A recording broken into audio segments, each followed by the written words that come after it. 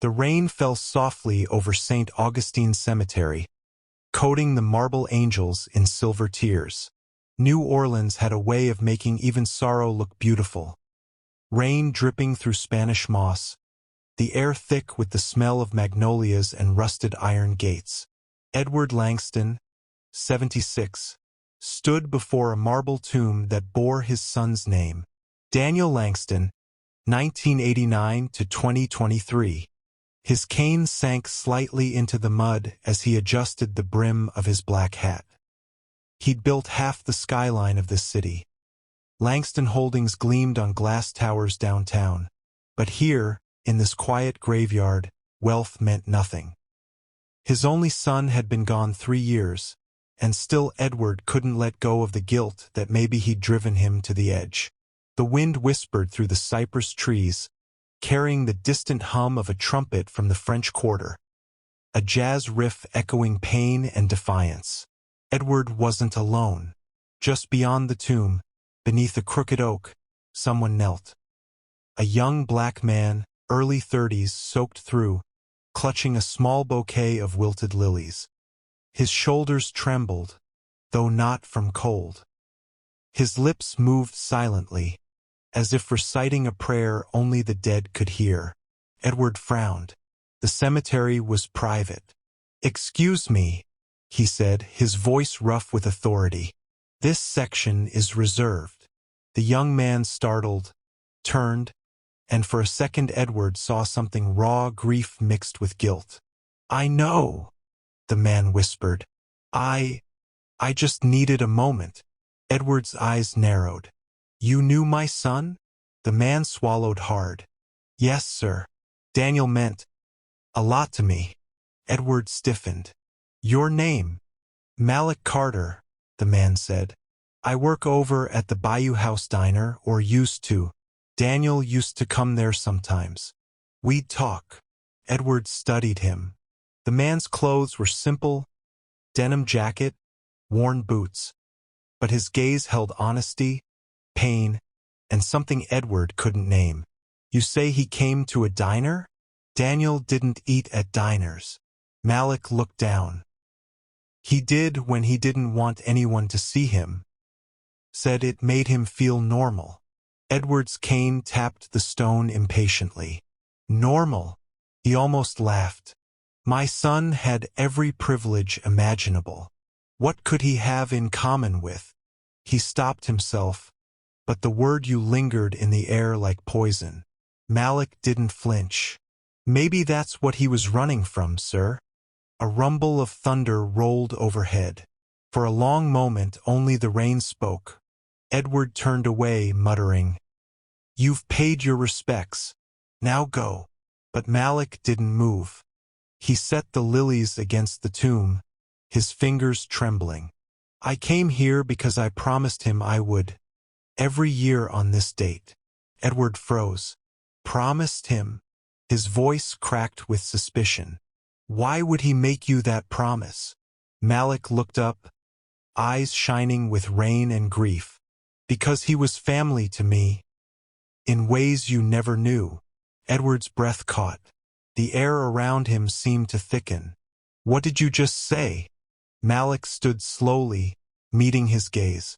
"Daniel wasn't just your son, Mr. Langston.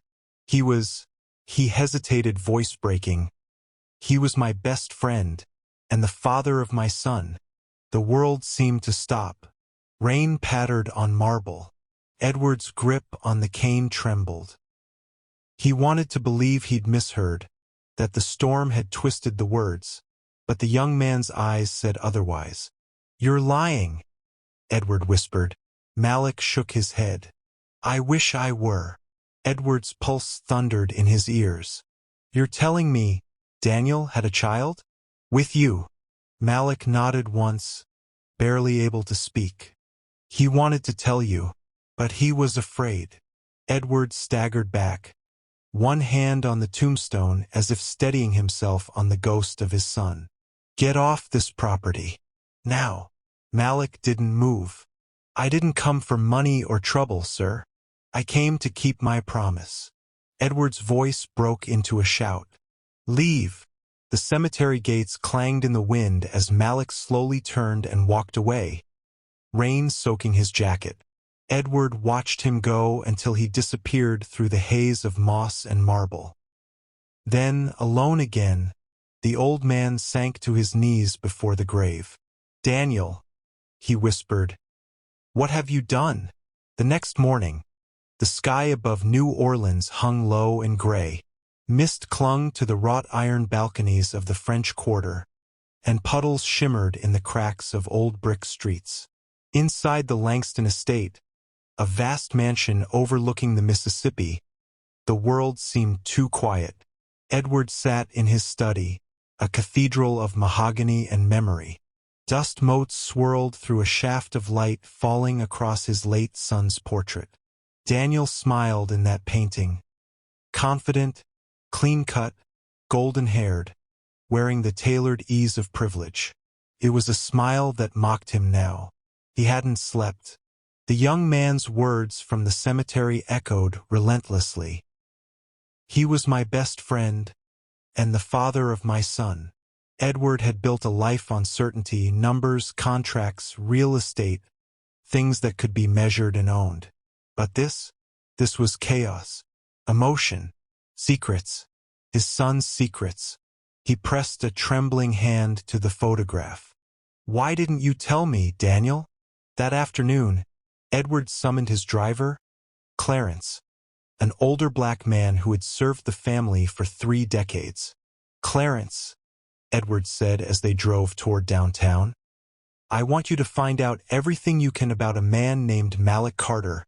He works at a diner, Bayou House, on Royal Street."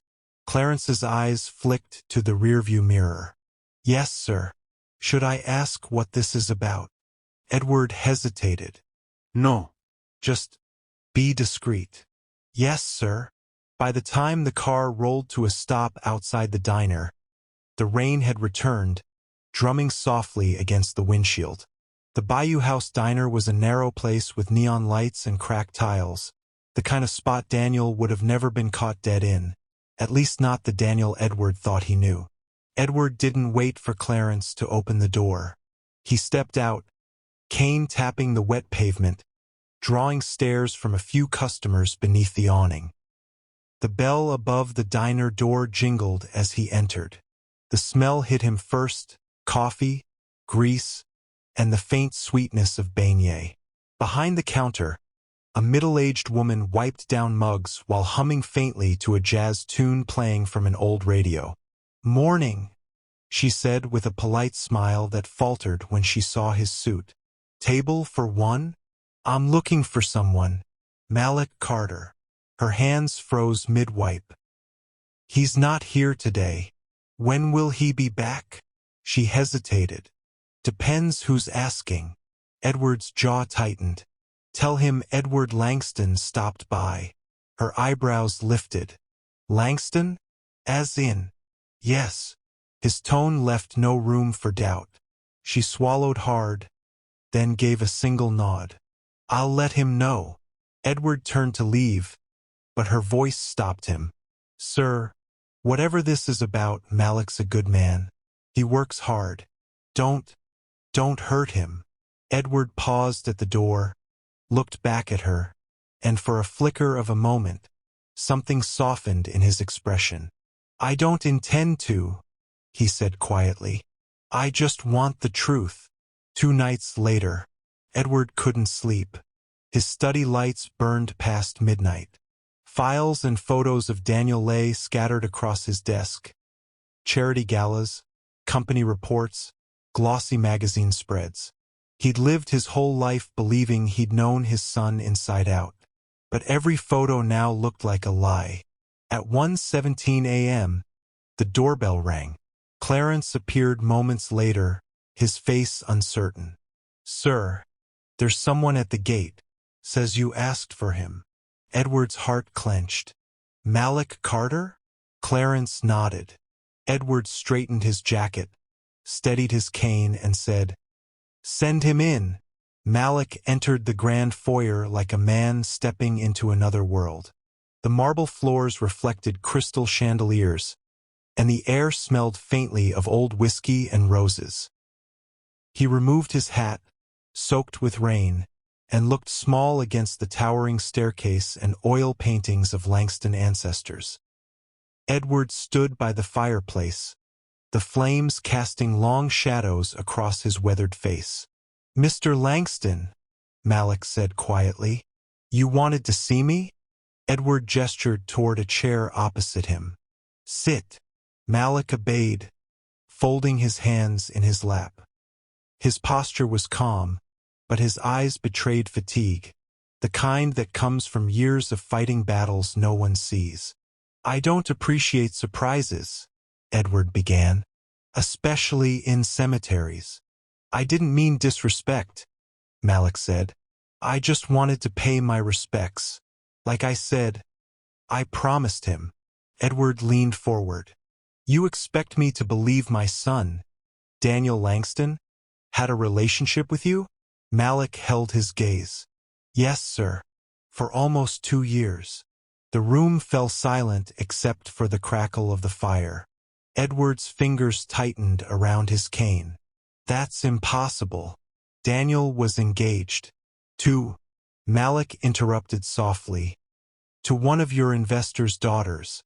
"Yeah, I know." The old man blinked, startled. "How?" "Because he told me," Malik said. "He said he couldn't breathe in that world anymore, that he felt like a ghost in his own life." Edward scoffed. "My son had everything." Malik's voice rose, sharp but not disrespectful. "Except freedom, except honesty. He loved you, but he was scared of you." Edward froze. "Scared? Because you saw love as weakness?"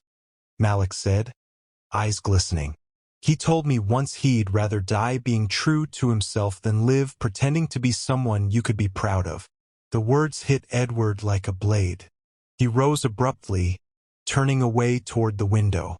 The storm outside mirrored the one inside him, violent, relentless. "Where is this child you spoke of?" he asked quietly. Malik hesitated. "At my mother's house. His name's Isaiah. He's 2. Edward turned slowly, face pale. "And you're telling me Isaiah is my grandson?" Malik nodded once. Edward said nothing for a long time. Then, in a low, almost broken tone, he whispered, "I want to see him." The following day. The house on Domain Street couldn't have been more different from Edward's mansion.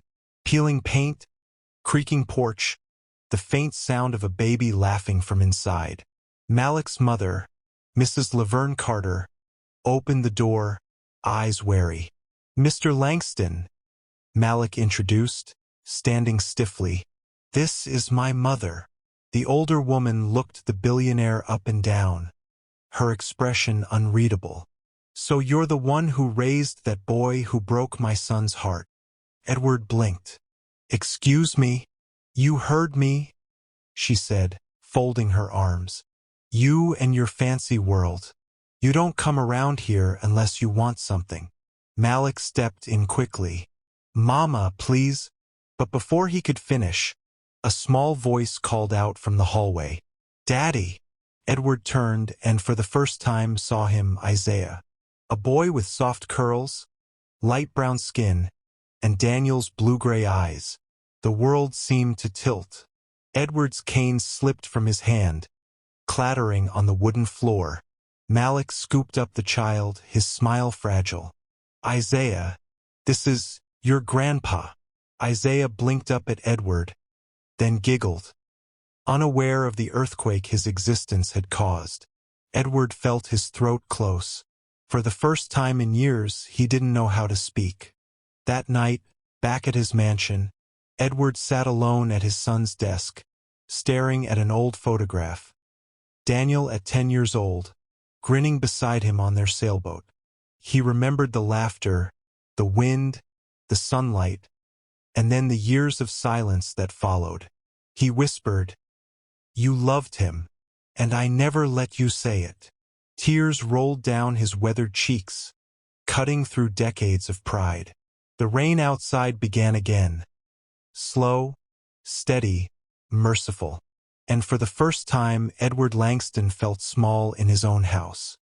The morning sun filtered weakly through the mist hanging over the Mississippi River. On the balcony of the Langston estate, Edward sat with a cup of untouched coffee, eyes fixed on the slow-moving water below. The city was waking up. Streetcars rattled, vendors shouted, but he barely heard them. Inside, his phone buzzed again. Another call from Harold Crane, his company's lawyer and longtime friend. Edward finally picked up. "Ed, the board's restless," Harold said. "You've missed 2 meetings this week. Tell them to proceed without me. That's not how it works. Investors are nervous. You can't just disappear." Edward exhaled, his voice hollow. "I'm dealing with something personal." A pause. Then Harold's tone hardened.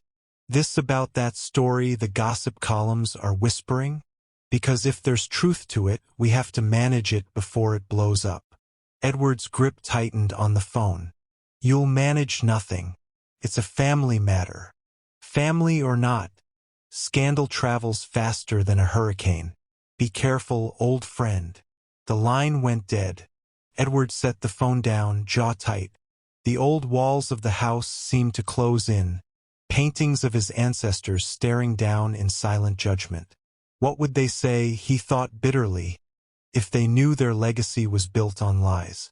2 days later, Edward asked Clarence to drive him to Domain Street again. The neighborhood looked even smaller in daylight. Bright laundry lines stretched between porches, kids laughing in the street. Malik was sitting on the steps, feeding Isaiah bits of cornbread. When he saw Edward, he stood quickly.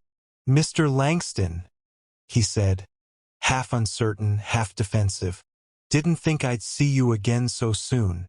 "I owe that boy a visit," Edward said, nodding toward Isaiah. Then softer, "And maybe his father, too." Malik smiled faintly.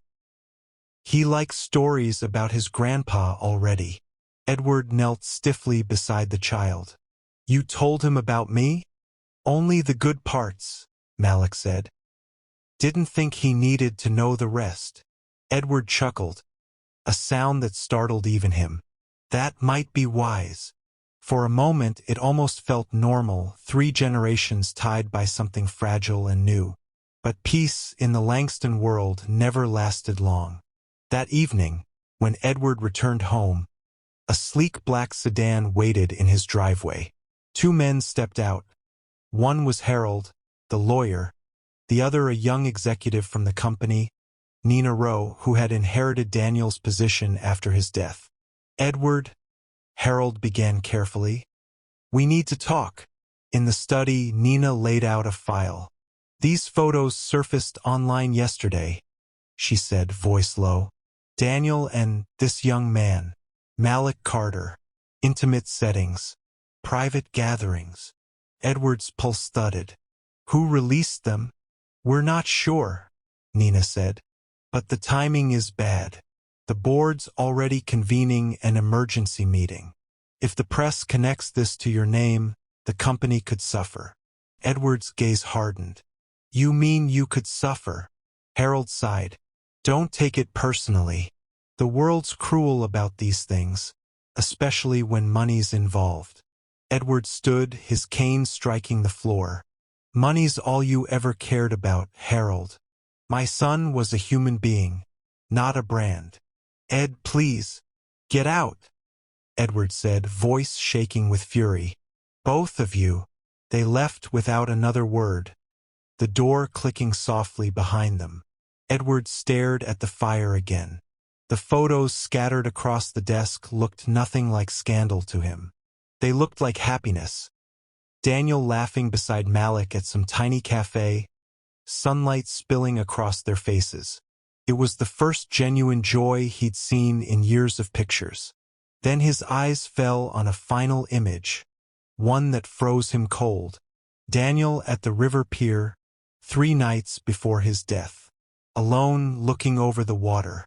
There was a date stamped at the bottom, and a faint shadow behind him. A figure half hidden, following. Edward hired a private detective the next morning, a former NOPD officer named Rosalind Devereux, whose reputation for quiet efficiency matched the old man's need for discretion. "I want the truth about my son's death," Edward said. "Not the report I paid for 3 years ago." Rosalind studied him. "The official story said accident. You think otherwise?" "I think people lie when money's involved," he replied. Over the next few days, she worked her contacts, revisiting the pier, pulling old surveillance feeds. Edward waited in restless silence until finally, one evening, she returned with a folder thick with printed photos and notes. "The night Daniel died," she said, "he wasn't alone. There was another car parked by the pier, a company vehicle registered to Langston Holdings." Edward's stomach turned. Someone from the firm? Possibly. There's more? He'd received several calls that day from an unknown number, traced to an encrypted corporate line. The last one was 6 minutes before he went into the water. Edward stared at her. "You think he was murdered?" Rosalind didn't answer directly. "I think he was cornered." He sank into his chair, every breath heavy. "By who?" She hesitated. "Your legal advisor, Harold Crane, and the board knew about Daniel's relationship with Malik long before you did. They thought it'd ruin investor confidence. There were discussions about—" She opened her notebook, containing the problem. Edward felt his pulse hammering. Containing. Daniel was threatened with removal from the company. They used leverage, his personal life, his inheritance. Edward pressed a hand to his mouth. "And he went to the pier that night." Rosalind nodded slowly. "To meet someone. We're checking who." The storm that had been brewing outside broke in earnest then. Thunder cracking, rain slashing the windows. Edward gripped the edge of the desk as realization sank in. His son hadn't fallen. He'd been pushed, one way or another, by the very world Edward had built. Days later, the news broke quietly at first. Blog headlines whispered gossip. Billionaire's secret grandchild? Langston legacy in question. Malik tried to shield Isaiah from it all, but reporters had already started circling the neighborhood. One evening, as he was closing the diner, he found Edward waiting outside in the rain again. "Mr. Langston," Malik said, wary. "You shouldn't be here. Cameras follow you now." "I don't care," Edward said. "I need to tell you something." They sat inside the empty diner, rain streaking the windows. Edward's voice was hoarse as he explained everything. The investigation, the company lies, the possibility that Daniel's death was no accident.